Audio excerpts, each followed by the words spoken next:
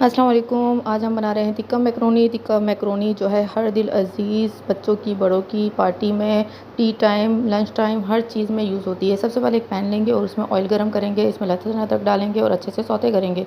Saute करने के बाद हमने इसमें ऐड करना है प्याज क्यूब्स की भी, ठीक है। ये देखें अच्छे से सौते हो गया, प्याज क्यूब्स की भी हमने इसमें ऐड कर दी है।